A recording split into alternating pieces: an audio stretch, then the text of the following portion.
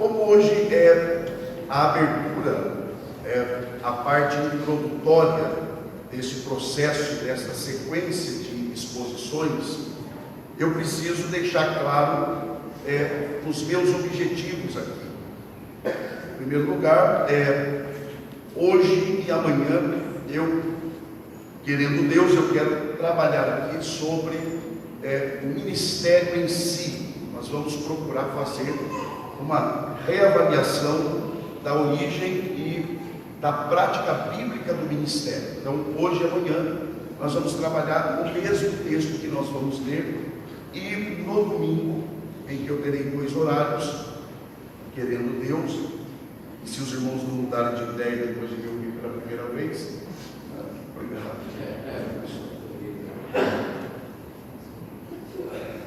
eu vou trabalhar aqui sobre o princípio de autoridade. Para hoje e amanhã, nós vamos fundamentar a nossa meditação na carta de Paulo aos Efésios. Por favor, abra sua Bíblia, na carta de Paulo aos Efésios. Quando você encontrar esta importante carta, que alguns estudiosos a chamam de a princesa das cartas, pela sua beleza literária, eu concordo, porque ela é uma carta extraordinariamente bela. Quando você encontrar essa carta, localize, por favor, o capítulo 4. Quando você encontrar o capítulo 4, identifique aí, por favor, o verso 7. Que nós vamos ler a partir do verso 7 e vamos ler até o verso de número 13. Efésios capítulo 4, do verso 7 ao 13. Os irmãos e as irmãs que encontraram, por favor, se manifestem dizendo graças a Deus. Graças a Deus. A palavra do Senhor nos diz assim: e a graça foi concedida a cada um de nós, segundo a proporção ou a medida do dom de Cristo. Por isso diz: quando ele subiu às alturas, levou cativo o cativeiro e concedeu dons aos homens. Ora, que quer dizer subiu, senão que também havia descido até às regiões inferiores da terra? Aquele que desceu é também o mesmo que subiu acima de todos os céus para encher todas as coisas. E ele mesmo concedeu uns para apóstolos, outros para profetas, outros para evangelistas e outros para pastores e mestres, com vistas ao aperfeiçoamento dos santos, para o desempenho do seu serviço, para a edificação do corpo de Cristo, até que todos cheguemos à unidade da fé e do pleno conhecimento do Filho de Deus, à perfeita varonilidade, à medida da estatura da plenitude de Cristo. E os que podem, digam amém. Amém. Muito obrigado. Podemos tomar assento.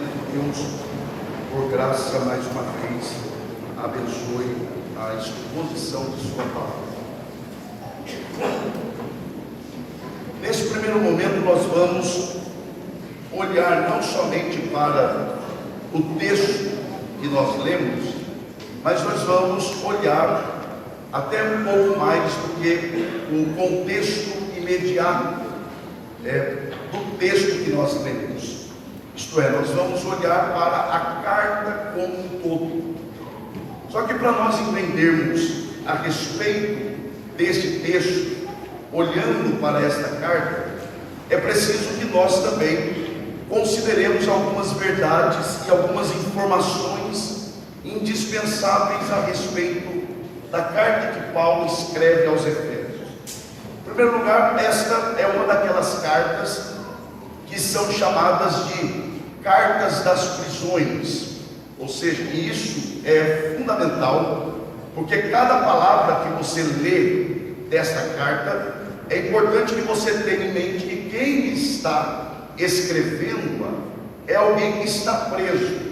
Então, esta é uma das cartas das prisões, e conforme o próprio título diz, já apontando para o fato de que quem a escreveu, nesse caso o apóstolo Paulo, quando a escreveu, encontrava-se preso. A história da fundação ou da implantação e do processo do nascimento e da origem desta igreja, você pode encontrar em Atos capítulo 18. Na verdade, assim como a igreja que estava em Roma, e você deve se lembrar muito bem, quando Paulo, por exemplo, escrevendo a carta aos Romanos, ele deixa muito claro que ele ainda não tinha estado entre aqueles irmãos. Aliás, um dos objetivos de Paulo na carta aos Romanos é procurar justificar a sua ausência, porque a igreja que estava em Roma, ela não foi implantada diretamente pelo apóstolo Paulo. É por essa razão, por exemplo, que quando você lê atentamente a carta que Paulo escreve aos Romanos, em uma parte ali ele diz: quando eu for ter com vocês, eu vou aí para vos confirmar. A ideia de confirmar é dar o selo apostólico, porque aquela igreja era de fato uma igreja, mas ela não tinha sido plantada originalmente por um apóstolo. Então Paulo está dizendo que quando ele fosse estar com ele, ele confirmaria aquela igreja com o selo apostólico. Da mesma forma, a igreja que estava em Éfeso, ela não foi plantada originalmente por Paulo. Na verdade, Priscila e Áquila é quem leva o evangelho quando deixados por Paulo em sua primeira viagem missionária. Então Paulo deixa-os ali, que então começam a disseminar o evangelho entre os efésios. É importante destacar também o perfil desta cidade, ainda que de forma muito rápida, para que nós tentemos entender, no processo de meditarmos sobre esse assunto, a razão pela qual, ou as razões pelas quais Paulo ele trata sobre determinados assuntos. Como vocês bem sabem, é só a título de lembrança mesmo, Éfeso era uma cidade extremamente importante, era uma grande cidade, ela tinha importância não só em um aspecto, mas em vários aspectos, como por exemplo, ela tinha importância financeira, ela tinha importância política, ela tinha importância também social, e ela também tinha uma grande importância religiosa. Era em Éfeso que encontrava-se o grande templo da deusa Artemis ou deusa Diana, a deusa da fertilidade. E como ela era a deusa da fertilidade, então a prática promíscua do sexo era uma coisa comum. É justamente por esta prática desenfreada da promiscuidade sexual é que a cidade de Éfeso ela sofria com a banalização do casamento, a banalização da família. Por exemplo, o divórcio em Éfeso era uma coisa comum. Por exemplo, uma coisa muito prática, o marido que não se agradasse da comida que a esposa havia feito naquele dia, ele por esta razão se separava da sua esposa, porque a promiscuidade sexual da cidade estava enfraquecendo as bases. Quem me ouve aqui diga amém. As bases familiares. É por isso que Paulo, dentre outros assuntos, ele trata de uma forma muito enfática sobre a dinâmica, sobre o ajuste de uma família, a relação do marido com a esposa, da esposa com o marido, a relação dos pais com os filhos e dos filhos com os pais. Não é à toa que Paulo ele trata a respeito do aspecto familiar. é por conta do enfraquecimento das bases familiares em virtude destas práticas ilícitas deste povo, que era resultado de uma cegueira espiritual. Eu não vou entrar em detalhes aqui, mas isso aqui fundamenta ainda mais o que eu costumo defender, que o pior dos espíritos não é o espírito da prostituição, não é o espírito da criminalidade. O pior dos espíritos é o espírito do engano religioso, porque a partir do engano religioso, da cegueira espiritual, as outras práticas pecaminosas, elas vêm acompanhadas disso. Você lê, por exemplo, Romanos capítulo 1, quando Paulo, por exemplo, ele não trata somente sobre a homossexualidade, mas primeiro ele trata sobre a idolatria, e ele deixa claro que a homossexualidade é a punição da idolatria. Paulo diz que por causa da idolatria, os homens estavam sendo punidos por Deus.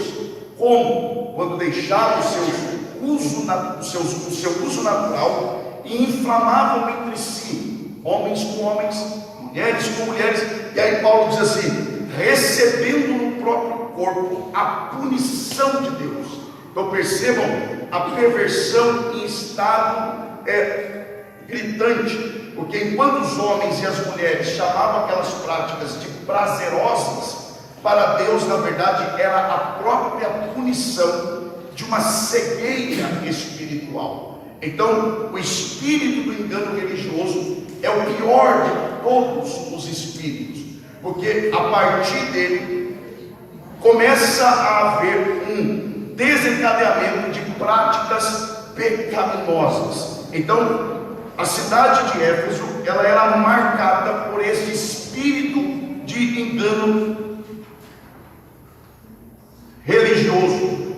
Paulo vai estabelecer, ou estabeleceu firmemente esta igreja em sua terceira viagem missionária, quando ele passa ali cerca de 3 anos. Depois ele envia Timóteo, que fica cerca de 1 ano e meio, tratando principalmente de questões de combate a heresias. Ele vai para defender a igreja destas heresias que estavam afetando a vida espiritual da igreja. Para nós avançarmos um pouco aqui, a carta que Paulo escreve aos Efésios, ela está dividida exatamente em 2 partes. E isso me impressiona, porque isso demonstra a capacidade de organização de Paulo. Paulo, ele era um homem extremamente organizado. Me parece, e aí não tem como eu afirmar, me parece que Paulo, na forma com que ele escrevia, ele beirava o perfeccionismo.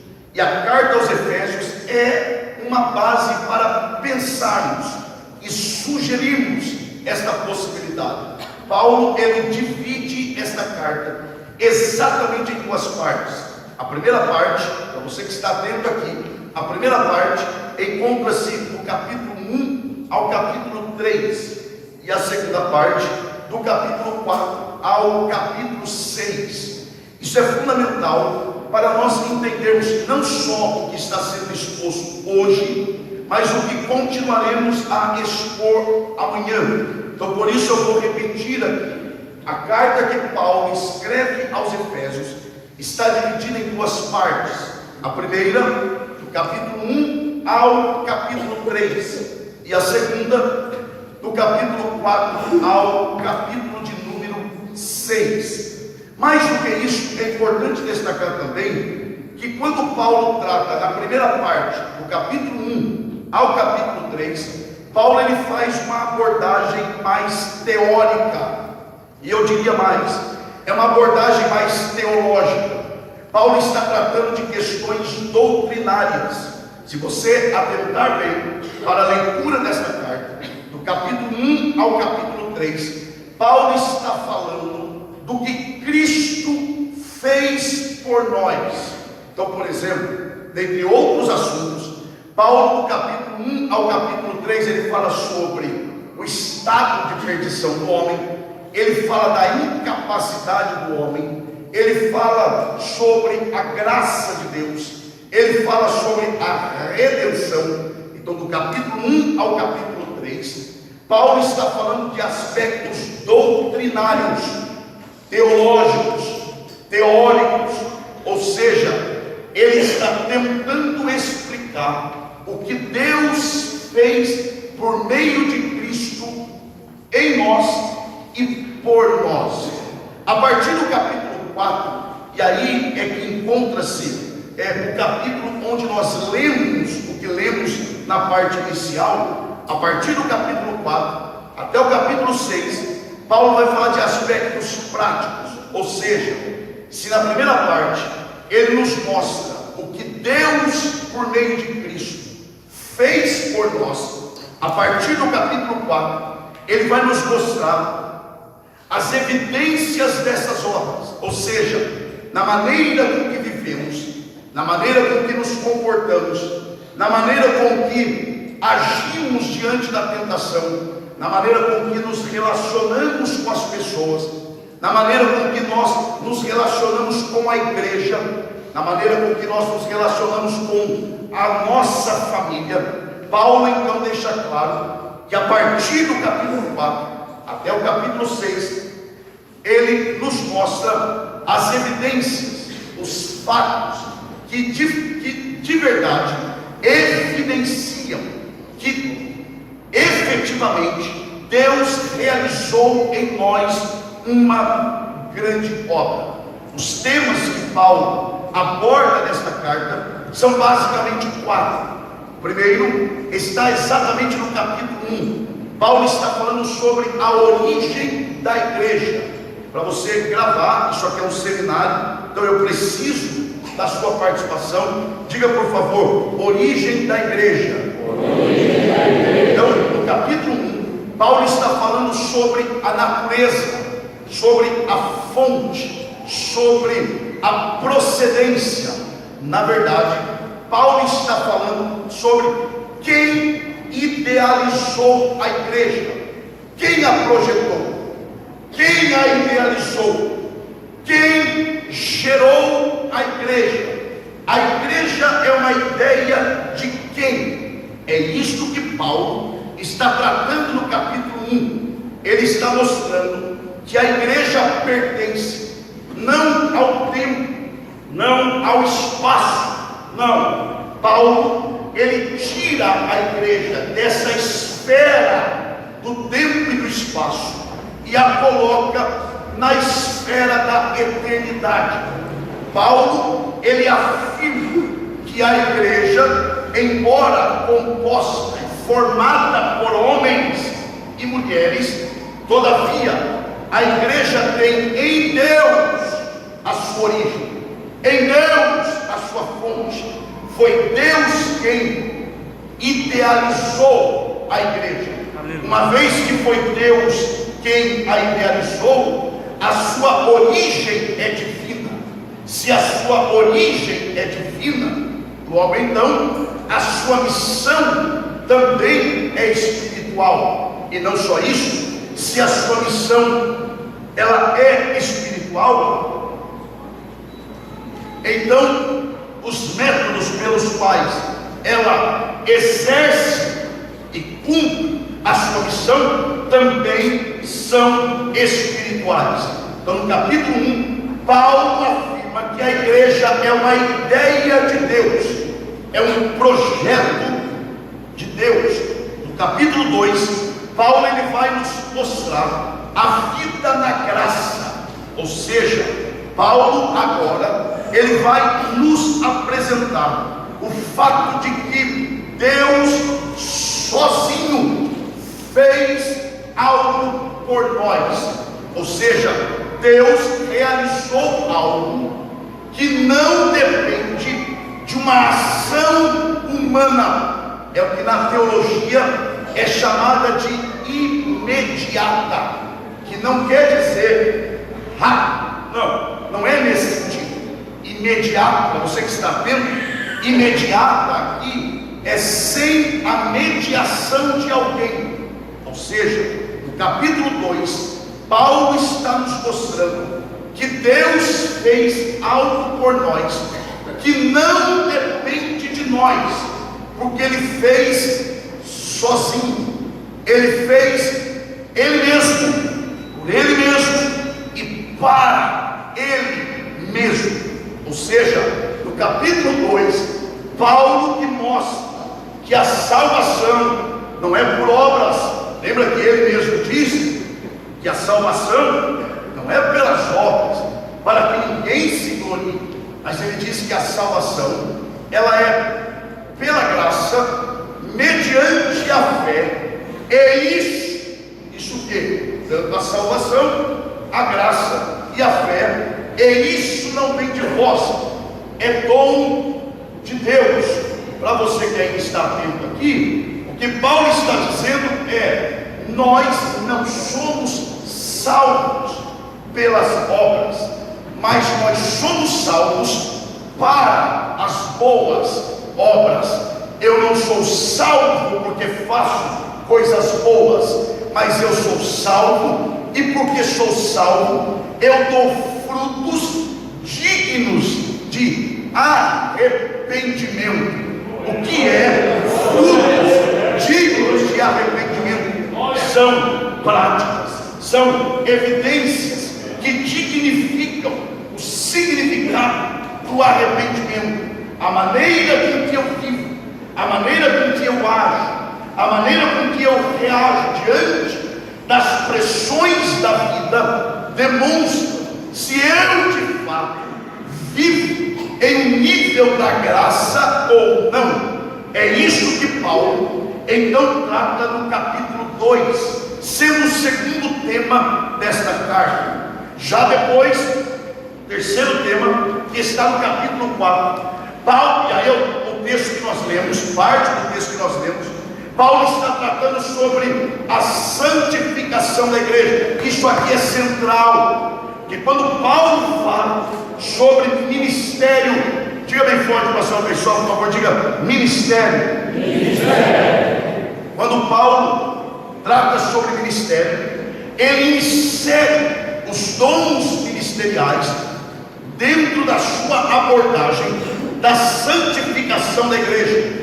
No capítulo 4, Paulo não está falando de outra coisa a não ser sobre a vida de santidade da igreja, a obra que Deus opera na igreja em santificá-la. Ora, se o que ele fala no capítulo 2 é uma obra já efetuada, já realizada, e sem o auxílio de ninguém, sobre santificação, santificação é Deus quem opera, mas primeiro é uma obra que está sendo realizada, e mais, Paulo deixa claro que o ministério é um meio de Deus também santificar a igreja. Então, se o que Deus faz pela graça, em um termo teológico, é chamado de algo imediato, ou sem a mediação de alguma coisa, a santificação é algo imediato. Ou seja, Deus usa meios para isso. Um desses meios é o ministério. Então, quando você exerce o ministério, seja na congregação, seja liderando um departamento, seja na escola bíblica dominical, enquanto você exerce fidedignamente o seu ministério, Deus está usando você como um meio para purificar, santificar, aperfeiçoar a igreja. Então, independentemente do que você faça na igreja, se é Deus quem te colocou, alegra o teu coração, porque você é instrumento de Deus para o aperfeiçoamento e a santificação e a purificação. E mais, no capítulo 5, para nós adiantarmos aqui, no capítulo 5, Paulo, ele fala sobre a vida no Espírito. E aqui, nós pentecostais amamos, porque qual é o crente pentecostal? Qual é o pregador pentecostal? Que falando fino até aqui, Quando chega no verso 18 do capítulo 5 de Efésios, ele não engrossa a voz, e ele fala: não vos embriagueis com vinho. Estava falando vinho até agora. Mas, e repete, mas enchei-vos do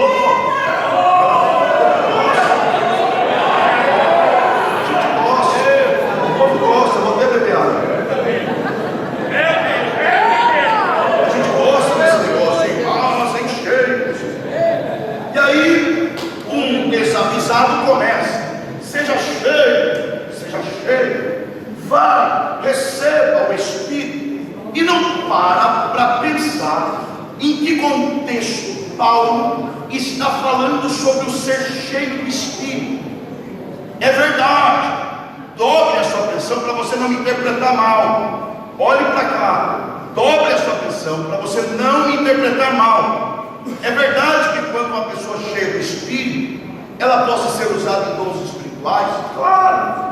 Ela pode falar em línguas? Claro que pode.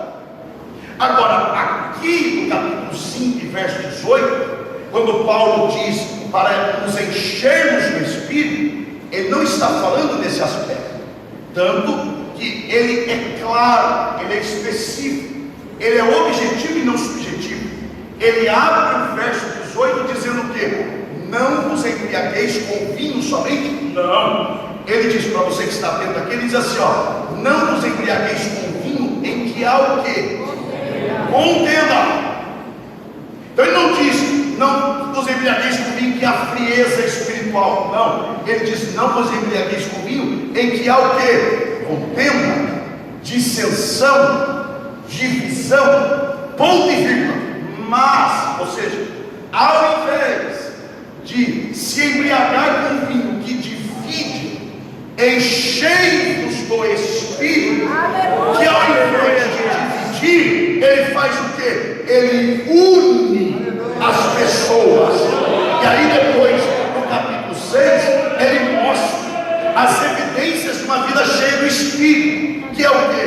Marido que ama e respeita a mulher, mulher que é submissa a marido, pais que respeitam os filhos e filhos que obedecem aos pais. Ou seja, Paulo aqui está dizendo, quer demonstrar uma vida cheia do Espírito, respeitem as pessoas, vivam bem com as pessoas.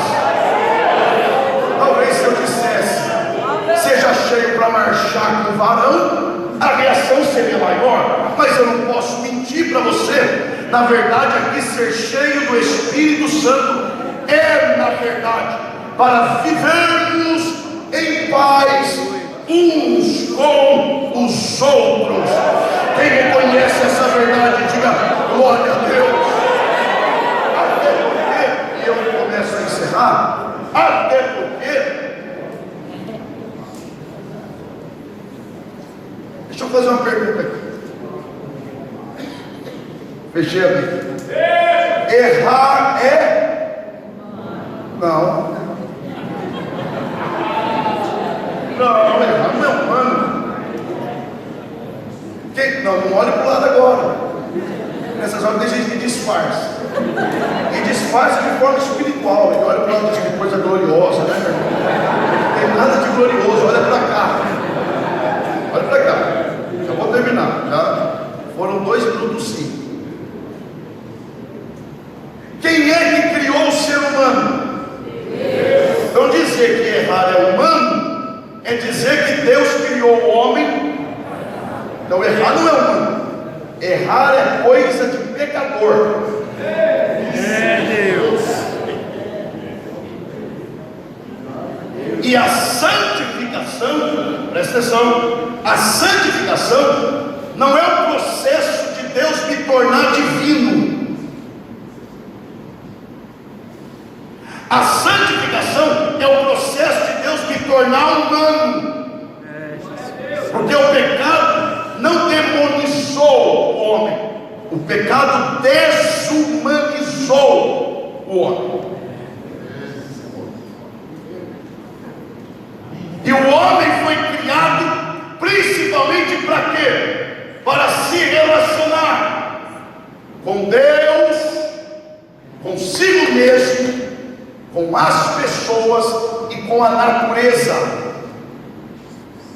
Quanto mais santificado eu for, mais humano eu serei. Quanto mais humano eu for, melhor eu me relacionarei com as pessoas. Do capítulo 5 ao 7 de Mateus são as bem-aventuranças.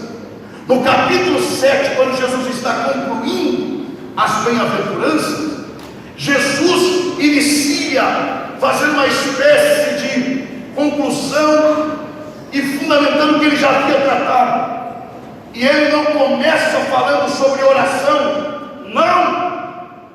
A oração é o segundo tema do capítulo 7. O primeiro é o relacionamento interpessoal.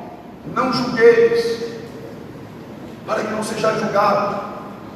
Perdoe o seu irmão, porque você será medido com a medida que você medir os outros. Aí depois ele diz assim, ó, orai ao Pai. É só depois que você resolve as suas diferenças com os seus irmãos é que você tem condições de orar. O problema é que tem gente que ora demais, e seria bom que orasse 24 horas sem parar, porque é só parar de orar que começa a ter problema com as pessoas. É bom você orar menos e se dar melhor com as pessoas, do que orar tanto e não se dar bem com ninguém. Espiritualidade se manifesta na maneira com que eu me relaciono com as pessoas, na facilidade com que eu tenho de considerar que elas têm as fraquezas dela, mas eu tenho as minhas, e juntos nós caminhamos